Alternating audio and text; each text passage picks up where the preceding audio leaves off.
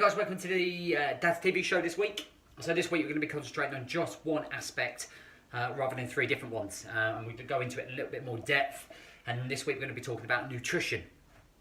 Now there's a lot of information on the internet, as everyone always says. I've been watching a lot of trainers talking about nutrition and talking about fat loss and talking about surplus and deficiency on calories and macros and fucking Herbalife and Slimming World and whatever it's called and all of that sort of stuff. And I just wanted to, and when I was watching it, and I've kind of been taking it in the last sort of 6 to 8 weeks, and I kind of thought there's two things really blocking out everybody's path of moving forward with nutrition. And that is the fact that the majority of people watching these videos are completely fucking overwhelmed by the amount of different information that they are getting, that they're completely mind fucked. And when you get to that point where you think, I really don't know whether to fucking listen to him or them or what, like, and you become completely like overwhelmed with it all. And then I was thinking, do people even know how to track their calories? Do people even know how to track their macros? Do they have fucking time to count their calories and after every meal stick it into your phone app? Do they have time to work out exactly how many proteins, how many carbs, how many fats they're having a day? No fucking hell, I don't. I barely have time to eat. So that means that you are most likely in this category of overwhelmed and mind fucked about where to start.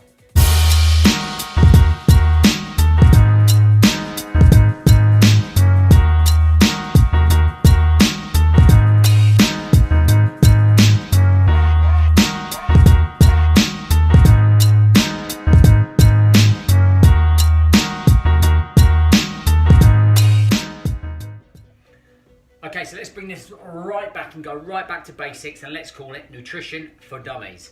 All right, and it kind of really makes it clear and simple, and I think the foundation points that I think many are missing. So if we were going to develop our body, we wouldn't just go straight into bench pressing 80, 100, 120 kilograms. We would build up on weight, and that goes for nutrition, because if you build up routines, habits, actually getting into the habit of doing something like eating well and getting yourself off shit and beer and shit carbs, and then you can then go to the next step and work out your calories and your macros. But let's not forget the basics of actually, we live in a real world that moves at 100 miles an hour, and we don't have time to do all of that shit. So we just want to know that we're eating well and that we're building up good habits and routines. And the first part of the back to basics is habits and routines. So now I reckon that a large majority of guys are skipping breakfast because they don't have time to do it in the morning, are most likely either getting a McDonald's breakfast on the way to work, or probably going to the local Costa to get their coffee and thinking that they'll buy a croissant or something for their breakfast. They then probably go right through, because they haven't planned and prepped, they're probably most likely going to Tesco's to buy a meal deal for $3.49 with a sandwich, a bottle of Coke and a packet of crisps. They probably won't eat again all the way to get to dinner where the wife has cooked them something, and then they think they're eating healthy. So that is a typical kind of day for a man in the modern world when it comes to their nutrition. So we've got to start getting into habits and routines before we worry about the fucking calorie deficiencies or surpluses or macros. We need to get into the habit of eating 3 good main meals and making sure we're planning for that. Now I've gone right back to basics and drawn a mega simple way or meals that you should be eating. So we should be taking the time to eat breakfast, we should be taking the time to eat lunch, and taking the time to eat dinner, and having a good amount of food within those categories, and in between snacks. So breakfast.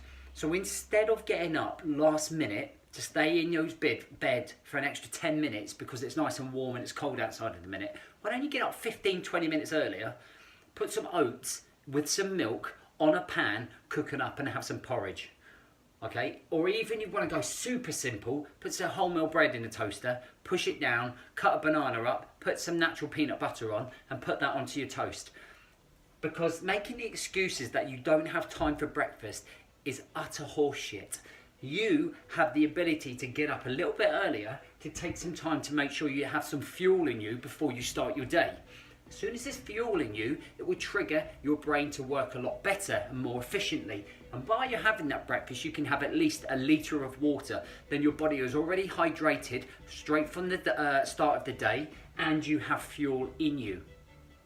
Once you go out there, you're then not drawn to emotionally eating because you're hungry. So you're going to Costa and treating yourself to a little cake in the morning or a muffin because you think it's healthy. You don't then have to go off and buy your caramel latte with extra double whipped cream. All right, you might want to. Do you know what I mean? But you've got to kind of start here with the breakfast and get to basics. Then you kind of want to have a snack with you, so you keep it on you. So you would actually maybe the night before spend maybe 1.5 minutes putting some nuts into a carrier bag or a little Tupperware box and sticking them into your bag for the day. Then lunch, all right? Try and find something that's substantial, because if you're spending £3.49 a day over 5 days, it's going to end up costing you. And the money that you spend there, you could buy some chicken breasts, you could buy some rice, brown rice, or some sweet potatoes and vegetables. And maybe you could spend 20 minutes on a Sunday evening. You don't even have to spend that, by the way. It's probably 5 minutes worth of prep, whilst the 20 to 25 minute cooking time of your chicken breast and vegetables.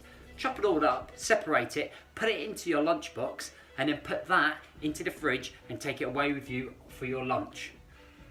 You could also go to the supermarket and spend almost 20 seconds buying some apples or some bananas or some cottage cheese or hummus and carrots for an afternoon snack, so that you don't get tempted to go down the store and buy a Snickers bar or a Mars bar or a bottle of Coke.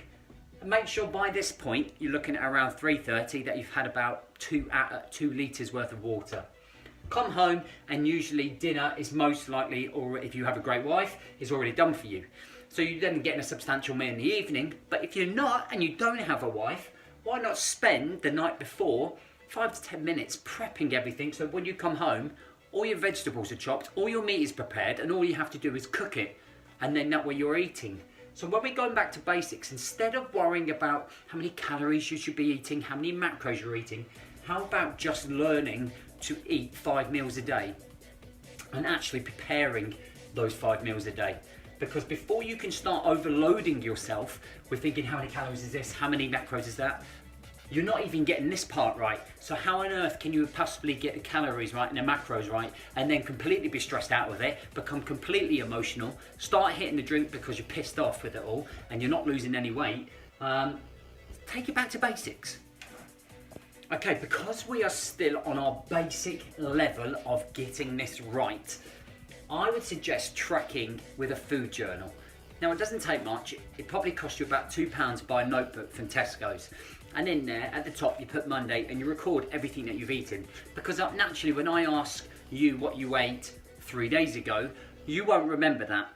Not only because you're a man, but because also we live a very busy lives. So we have 100 things going on in our brain, and what we had last 3 days ago to eat is not necessarily on your priority list to remember. So keeping a food journal is really key, because what you can actually do is on the Sundays reflect back and go, wasn't the best week. I thought I had a good week, but actually it wasn't. So on Monday, you would simply write porridge breakfast, Mars bar for a snack. I had a Tesco's takeaway meal deal. In the afternoon, I had another Twix bar, and then at night, the missus made chicken Kievs with chips. So you would write that there. And then Tuesday, you actually planned Monday night because you felt crap because you ate poorly on Monday. So then you go, I had the porridge, I had my nuts, and then for lunch I made myself some chicken breasts with a salad and some brown rice or sweet potatoes. And in the afternoon I had some hummus and carrots, and in the evening the wife made some salmon with broccoli and sweet potatoes. Bang! So you look in there and actually draw little faces. So sad face if it's poor, happy face if it's good. And over a 4-week period, if you do this and you record how many smiley faces there are to sad faces, sounds fucking basic, doesn't it? But if you are still here with sad faces and not eating right, how are you ever going to learn or worry about the tracking of your calories?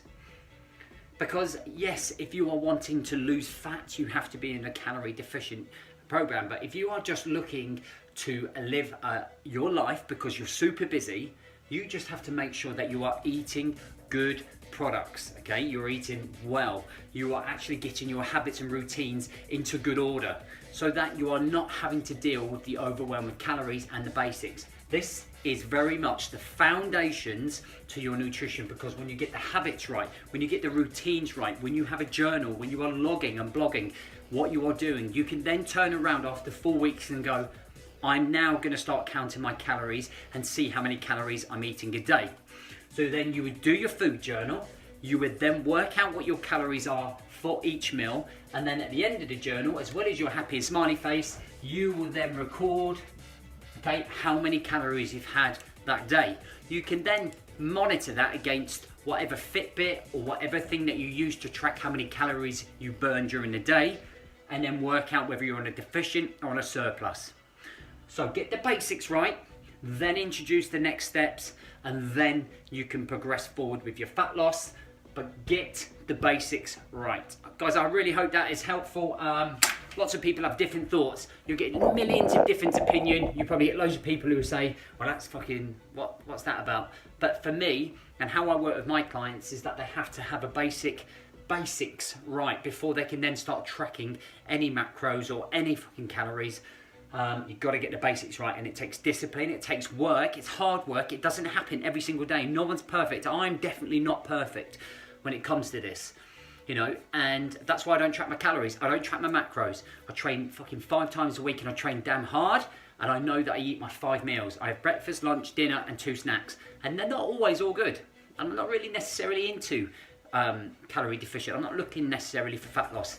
If I wanted to live a drained life, showing my abs at a lower body percentage fat and be exhausted all the time, it wouldn't be much of a life. So I'm trying to get my balance right with maintenance. So I always think 80-20, eating well at 80%, usually go Monday to Friday, pretty good, and then weekends treat myself with the family.